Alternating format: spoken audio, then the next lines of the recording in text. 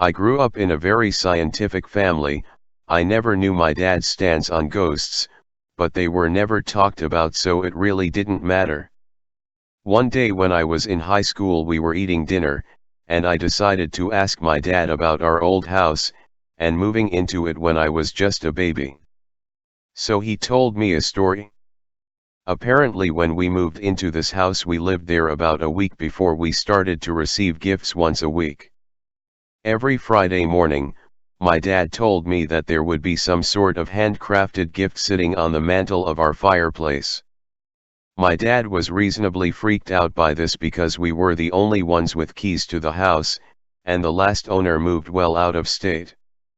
So, he informed the local police, and they decided to patrol the property every Friday night looking for intruders. They found nothing, and as you could imagine, the gifts kept coming. So my dad told me they eventually gave up, and feeling helpless he went to our local church. Eventually he had a priest come and bless the house, and we stopped receiving the gifts. What really freaked me out about this was the fact that my dad never believed in ghosts, and didn't mention once that a ghost was causing these gifts to appear. He's an engineer, so he always tries to debunk people's paranormal stories with a realistic explanation, but he was 100% serious with this story. One of the gifts we received we actually still have. It's a wooden sled with a small painting of a man, presumably my dad, pulling me and my sister on the sled. We received this gift about 8 months a year before my mother passed away from cancer, so that made the painting on the sled very freaky in hindsight. My dad only told me the story once, and he denied he ever told me it when I asked him about it recently. If I can find the sled, I'll post a picture. It's very small and looks quite old. Worked at a public pool. I would work alone after hours cleaning the building and the pool. One night around 2 a.m. I'm cleaning the change rooms. The pool has been closed for 4 hours at this time. I hear the sound of a child's laughter and bare feet running across the pool deck. I go out and scan the area. There's nobody in sight. The doors are all closed and locked. There is nowhere a kid could be hiding. No wet footprints on the pool deck. I recheck the doors and the security monitors. I am the only person in the building. It was unsettling. When I was in my late 20s, I was dating my girlfriend, soon-to-be wife. We had been together for a while. One summer, July 3rd, her sister was abducted and killed by a group of 6 men. All the men were eventually caught and tried. The trials and the aftermath for the family were devastating and debilitating for them for many, many years. Fast forward 3 months, after the funeral.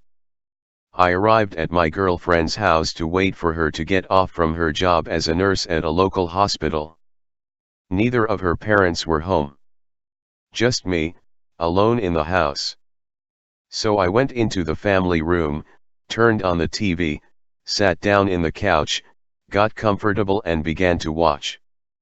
Clear as a bell, I heard my girlfriend's sister's voice in my right ear, just off my shoulder, call my name. I turned to look at the seat next to me, and of course there was nobody there. I stared at the spot in the couch next to me for a long while. Feeling a bit uneasy, I turned off the TV and went outside to wait on the porch. I've written about this before, but once while falling asleep after a movie with the family, I was awoken by what seemed like a small boy running towards the couch we were in. I immediately sat up and braced for impact.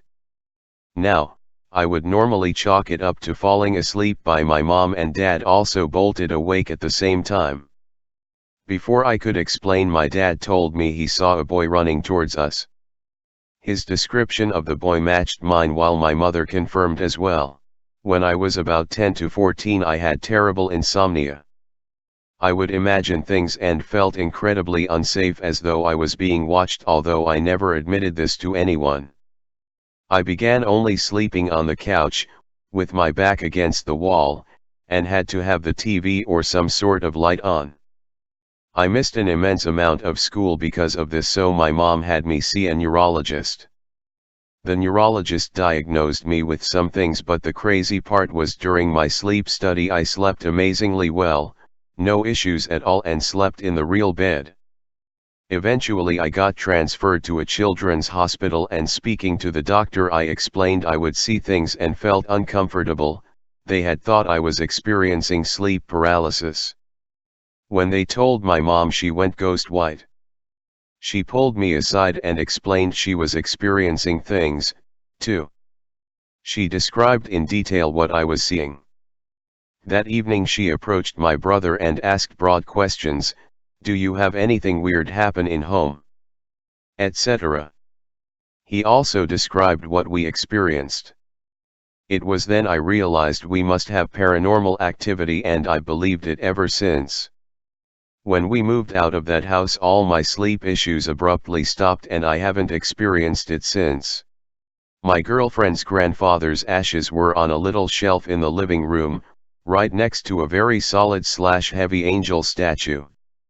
Well, one weekend she and I are fooling around on the living room couch, and out of the corner of my eye, I see the angel statue fly off the wall, accompanied with a deep grunt. Now when I say this thing flew off the wall, I'm talking 7 to 8 feet of air before landing on the hardwood and leaving a dent where the wing hit.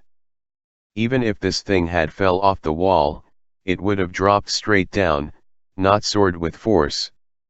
Well, we both stood there in shock, and I whispered if she had heard the grunt as well, to which she agreed. So we both booked it for the day.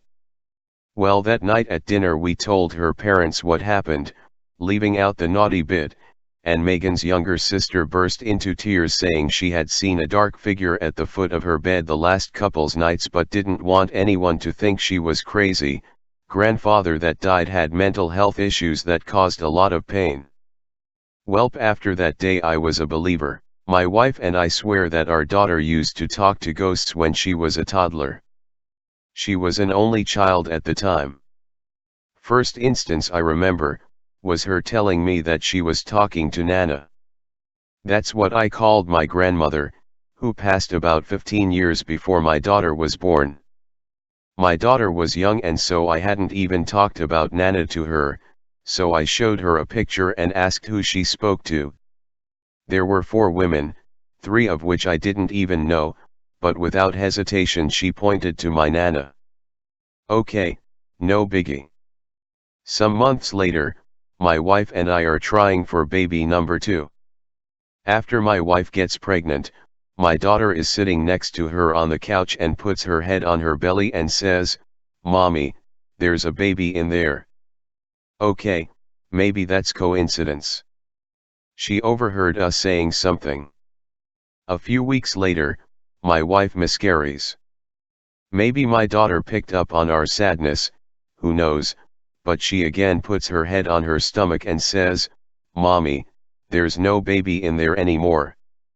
Then, several months and one more, very early, miscarriage later, my daughter tells us, "I was talking to my brother last night and he said that my sister is coming to live with me soon."